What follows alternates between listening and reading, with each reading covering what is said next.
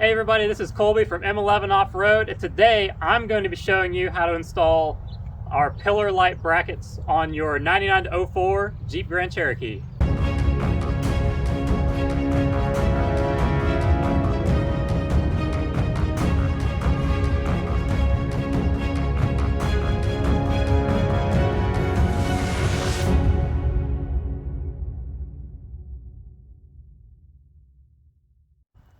All right, before we get started, let's talk about the tools you'll need and what comes in the kit. For tools, you're going to need a 1/4-28 die. We recommend the one with the hexagonal edges so that you can use a socket. Makes the install a little bit easier. A T30 Torx, a socket for the provided nuts in the kit, which in our case is a 7/16, a 15mm socket for the wiper arms, and a flathead screwdriver. In the kit you receive, you'll get the left and right hand brackets and the nuts required for install. Let's hop on over to the Jeep and we'll get started. All right, for step one for our installation, we're going to be removing the wiper arms. For that, you'll take your flathead screwdriver and just pop off these little tabs or these little covers that go over the nuts, and we'll set them aside. And then you'll take your 15mm socket and loosen the nut.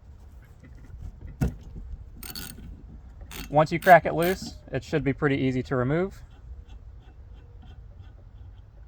We'll set that aside as well. And then these are splined shafts, so we'll lift the wiper arm straight off. It may take a little bit of wiggling if these haven't been off in a long time with a little corrosion in there. You'll want to remember too where your wipers are before you start your installation, because we'll want to put them back. And if you mix these up left to right, don't worry, the arms are the exact same on the Jeeps. And there you can see after a little bit of wiggling, it just comes right off. Next, we'll take our T30 Torx and remove all of these plastic push covers that hold the cowl into place. If these don't lift up on their own, you might have to put your flathead screwdriver underneath here and lift. But they'll come right out like that. All right, for our next step here, we're going to open the hood. And we want to remove this hood gasket right here as it holds the cowl down. And we can just set it lightly in the engine bay like so. Once that's done, we can simply lift the cowl over the wiper arms and back out of the way. Your washer fluid comes through this hose right here for the spray nozzles, so make sure you don't pull too hard and disconnect that. But with this up out of the way like this, there's plenty of room to work with. All right, we moved over to the passenger side of the vehicle because this one's a little bit easier to see. But this stud right here is the one that we want to use for our brackets. Now, if possible, we'd like you to use a 1/4-28 die to chase the threads. But depending on what windshield you have, like what manufacturer put it in, if it's factory or aftermarket, how the installer put it in, you may not have room for a large 1/4-28 die. So if you can't fit that, a wire brush is your next best option. And we just want to come in here and clean the paint out of the threads as best as we can so that our provided nuts will go onto them much easier. Now, you don't have to get this perfect, but the more work you put in now, the better the install will be.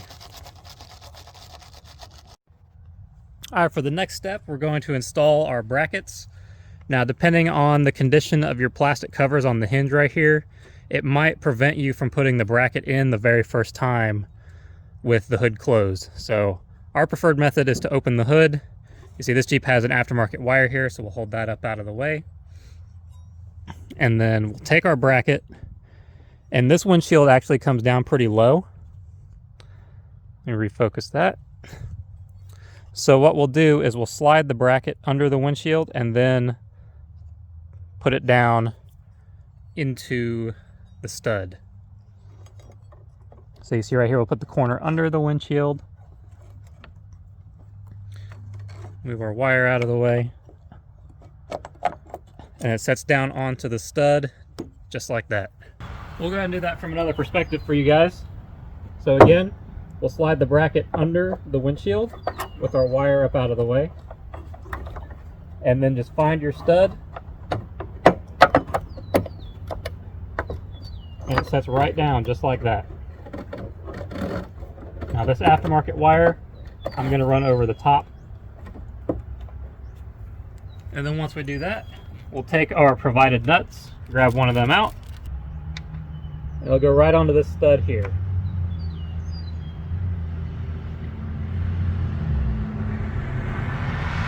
Once we get that started by hand, we can get our 7/16 socket.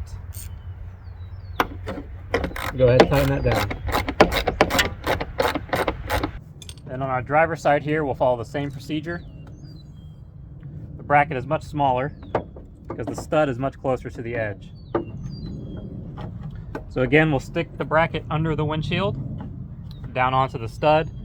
If there's a little bit of resistance, make sure that your plastic hinge cover is not impeding it.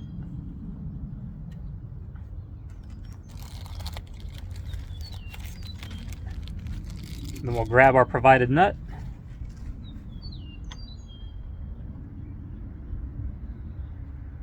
Get it started by hand and tighten it down.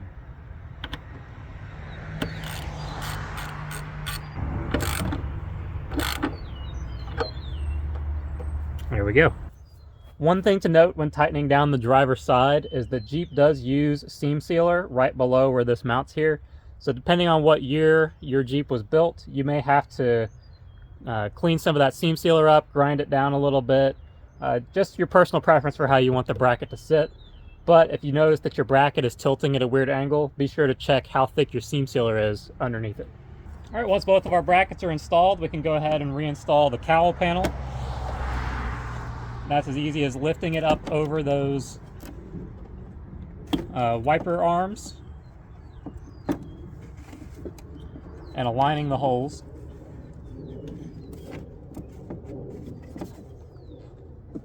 And then make sure your washer fluid line does not get caught on those wiper arms. That will start to leak.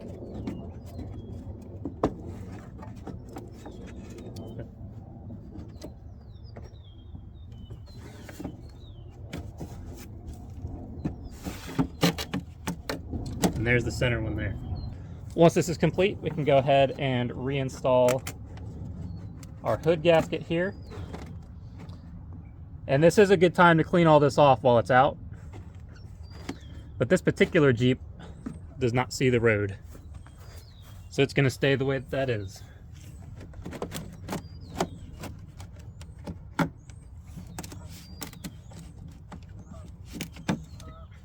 Once this is done, we're going to reinstall our push pin things here.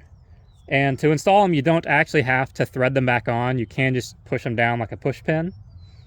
And then you have to note, because we installed our ditch light brackets over the top of the studs that hold these, the ones on the end will need trimmed down a little bit. Each Jeep will be a little bit different depending on how tight you install it, what seam sealer you have. So trial and error is the best way to do this. Or if you prefer, you can just leave these off entirely. There is plenty of other ones that hold the cowl panel on. Totally up to you. Just make sure that the short ones get reinstalled where they're supposed to go.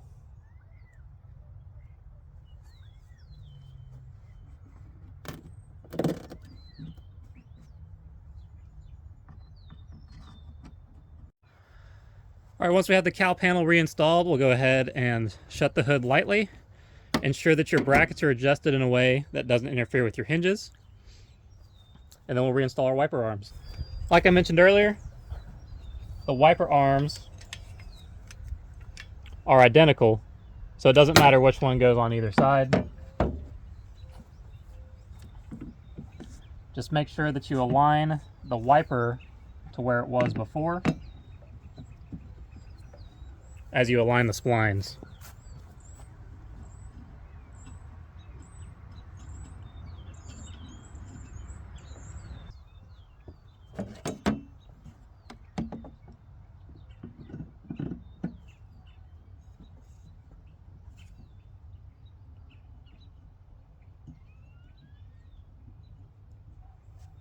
Once the wipers are reinstalled, we'll reinstall the covers for the nuts that hold them on.